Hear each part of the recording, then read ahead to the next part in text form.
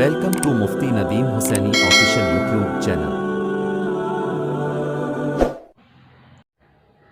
قال النبی صلی اللہ علیہ وسلم الحسن والحسین سیدہ شباب اہل الجنہ رضی اللہ تعالی عنہما۔ میرے بھائیو دوستو، نبی اکرم صلی اللہ علیہ وسلم نے جو ارشاد فرمایا کہ حسن و حسین رضی اللہ تعالی عنہما یہ دونوں میرے شہزادے جنتی نوجوانوں کے سردار ہوں گے، اور یہ ابن ماجہ کے اندر روایت موجود ہے۔ اور دوسرا جملہ پیارے پیغمبر علیہ الصلوۃ والسلام نے ارشاد فرمایا کہ سیدنا ابو بکر صدیق اور حضرت عمر فاروق رضی اللہ تعالیٰ عنہ یہ دونوں شخصیات جنتی بوڑھوں کے سردار ہوں گے۔ اب جنت میں بوڑھے ہوں گے یا نہیں،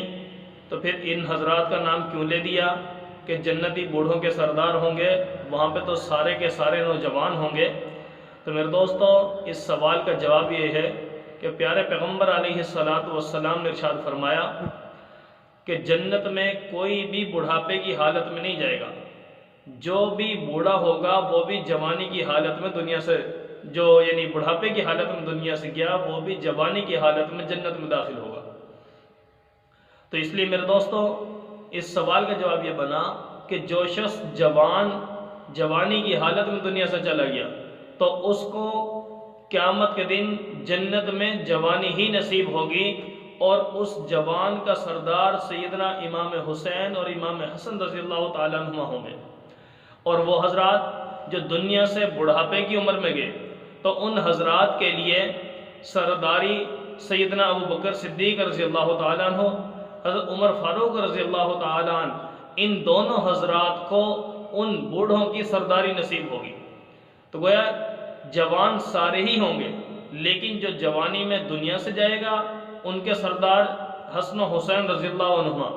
اور جو بڑھاپے کی حالت میں دنیا سے جائے گا ان کے سردار حضرت ابو بکر صدیق اور حضرت عمر فاروق رضی اللہ تعالیٰ عنہ ہوں گے۔ تو لہٰذا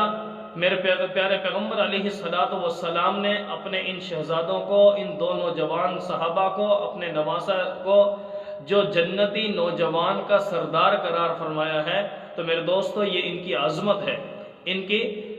فضیلت ہے، ان کی شان ہے جو آپ علیہ الصلوۃ والسلام نے ذکر فرمائی ہے۔ تو اس لیے میرے دوستو، ان حضرات کی محبت دل میں ہونا، ان سے عقیدت کا ہونا، ان سے محبت کا ہونا یہ لازمی ہے اور ایمان کا جز ہے۔ اہل بیت رضی اللہ تعالی عنہم اجمعین اور صحابہ کرام رضوان اللہ علیہ اجمعین، یہ دونوں حضرات کے ساتھ ہم مسلمانوں کا عقیدہ اور یقین اور ایمان ہونا ان دونوں پر لازم اور ضروری ہے۔